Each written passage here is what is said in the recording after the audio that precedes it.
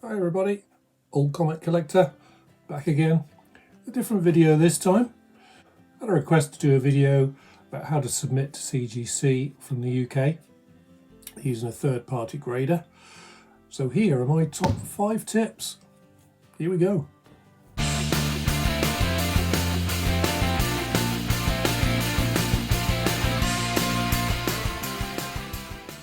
Considering using a company in the UK to submit your books to CGC, there are a few about. I decided on Scott's Collectibles, based in London. Some other YouTubers in the UK have been using Scott's and had really good results, so I decided to go for them. I'll leave a link down in the description for their website. It's a big decision to slab books. There's a big outlay of money, there's the time spent. You've got to think about why you want them slabbed. Is it for preservation? Do you want to resell them? Is it for your personal collection? Do you want them slabs so you can trade them up for other books? So various reasons, you've got to make that decision as well. Tip number 1, decide which books you want to submit. According to the price of these books, they'll go into different tiers, 5 tiers in all. Modern, which is £19.75 to the present. Maximum market value, £300. And the price to submit that to Scott's is £28 per book. Economy tier, which is the example I'll be showing you today, is pre-1975 books. Maximum market value £300 again, and the cost to send to Scott's is £38 per book. You could use standard tier, that's any age book, £750 maximum market value, and the cost to Scott's is £65. Express tier, again any age, maximum market value £2,500, and that's £95 per book. And then you've got your walkthrough tier, which again is any age book. It's unlimited price for maximum market value, and the cost of that will be 3% for the fair market value of that book, and there's a minimum cost of £110. So there's your 5 tiers. All items are insured for the maximum market value you submit the items under, and not the CGC graded market value. So it's important to remember. Decide which tier your books are going to fall under. Each tier does need a separate form, and there are separate postage costs for each tier as well. So that's something to consider as well, because that can increase the postage costs if you're doing lots of different tiers. And that's because each tier will come back separately from CGC. So a modern will come back on its own, economy on its own, etc. Tip number 2.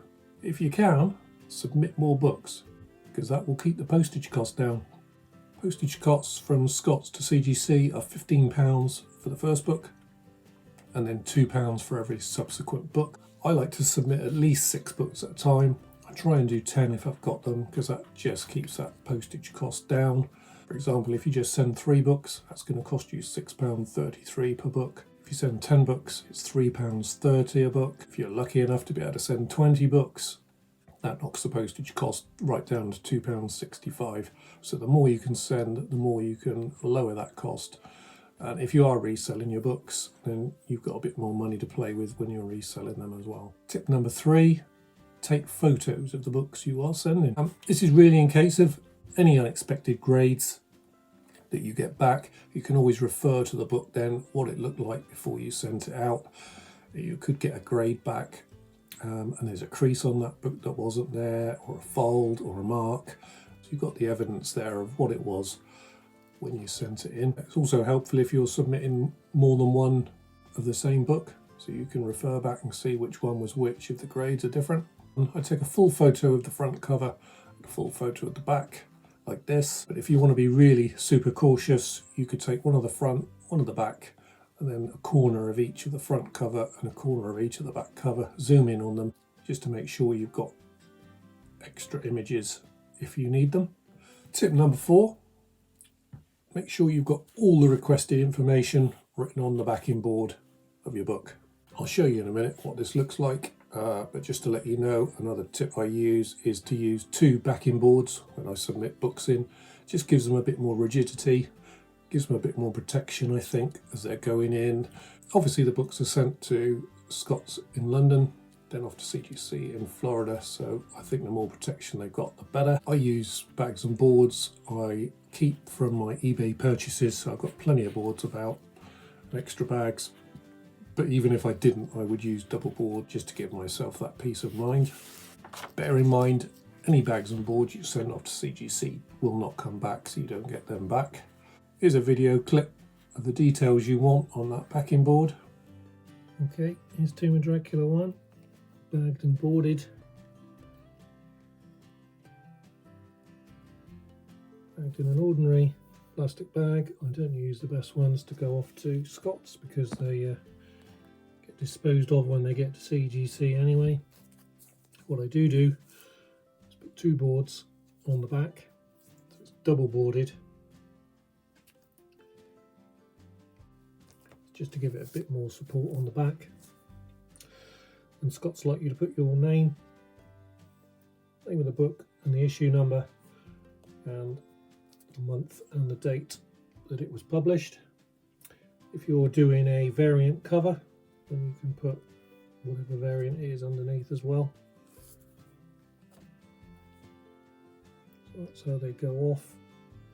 Also, if there's any other information you would like CGC to know about that book, I always put a post-it on the bag as well, so they're aware. It could be something like the bottom staple is loose, almost detached, so be careful. Could be that there's a little chip in the back cover, for example, that's loose, could be on its way out, and you don't want that to come loose and have a piece missing from the book.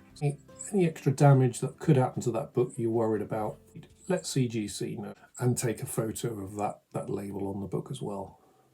Tip number 5, package securely, don't skimp. I want my books to get to Scots as safe as possible. Even more so if you're sending potential higher grades, potential 9.8s, 9.6s, any sort of ding or crunch just knocks those grades down. So the safer they get there, the better. So here's how I package them up right through to the final label on the box, ready to go off to Scots. First pile of 5 here, 10 books in total. Put them all front to back. Back of the books together, front covers together as well, so there's no chance of damage. 5 there in one pile.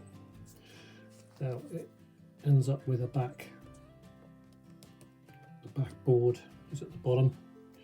So first book we've got on the front, Tomb of Dracula, got it front side up, so I stick a board on the front of that, Silver Age in this case, just to protect it.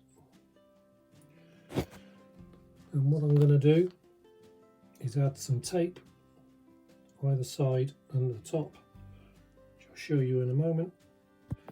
I use blue painter's tape for this. Very easy to put on, very easy to get off. Just going to put a piece on here. Fold over on one side so it's easily taken off. One piece on there. Another piece on the back. Not the easiest thing to do with one hand. There we go. One piece the opposite side. And the last one on the bottom.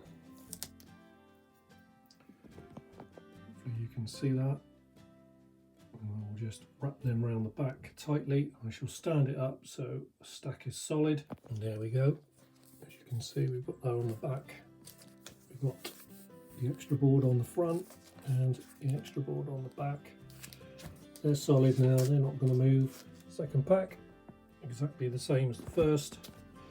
Taped front and back. Solid. Only difference with this one is you get the Scots packing note, goes in with this one before it goes into the cardboard mailer. Other than that, exactly the same. So they can open that and find exactly what I've shipped in. They're ready for the next process, which is to put them in a cardboard mailing box.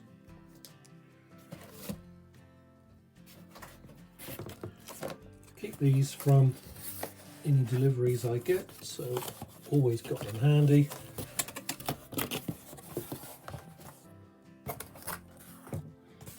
So it's like a Gemini mailer. Posting box, goes straight in there. Get the flaps down. I'll put some parcel tape there just to hold that down. And what I'll also do is add in some pieces of packing down the edge just to give it a bit more protection. I'll do that and I'll show you. Tape applied again, put a little bit of a lip there so it makes it easy to pull off. And we'll just add in the packing popcorn. Corn added just gives that extra protection to the side of the book once the cardboard goes over it. So we'll wrap that up and tape it. So there we go, taped down the centre, round to the back, again with a little flap on to make it easy to rip off when they reach their destination. So that's one pack of 5 done, solid, not going to go anywhere. I'll do the same with the other pile of 5 books, and then we'll get them in the actual main box for shipping out. Do just write on the front the packing notes inside so they don't miss it when they're unpacking. Just seal this one up. So there we go. 2 cardboard mailers, 5 books in each, packed solid. You see the main reason you don't want your books moving around in transit. Try and pack them as safely as you can. So I think putting them in 2 mailers and then inside a bigger box seems to work okay. Touch wood. Here's the actual parcel they're going off in. Quite a big box, as you can see, an old Amazon one. Recycle where you can. I'm going to put a lot of paper packing to start with in the bottom of this one.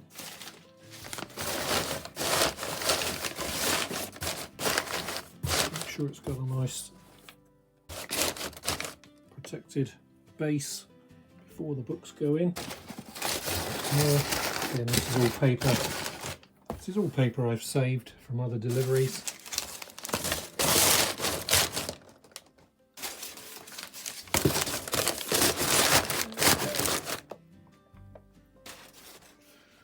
Just in case there's any problems. Also how many mailers we've got going in, so 1 of 2.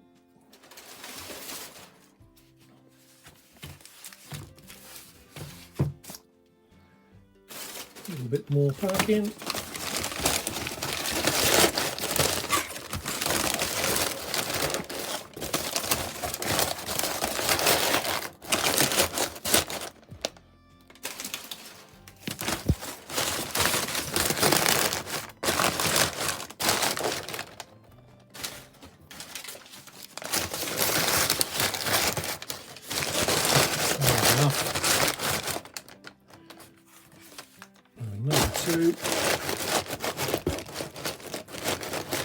Two, a bit more paper down the edge there. Just the main thing to try and do is so they don't move in the box. You don't want any movement. Less movement in transit, and less danger of getting damaged books. CGC.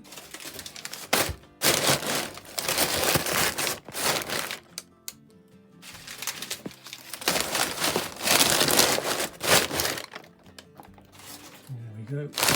Pretty much full. A few more of the old packing peanuts on the top.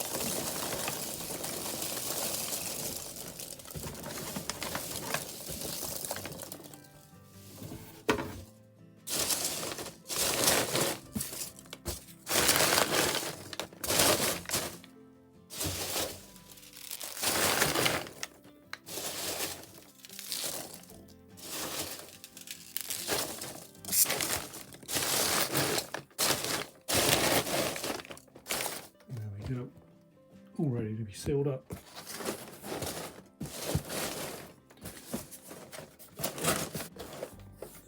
Packing down nice and tight. Put some tape on there around all the edges and we're good to go. Okay, there we go. Taped up, I've reinforced the edges with extra tape on the bottom edges too, all ready to send off to Scott's Collectibles. Might be a bit of overkill, but I just like that peace of mind when I'm sending these books out.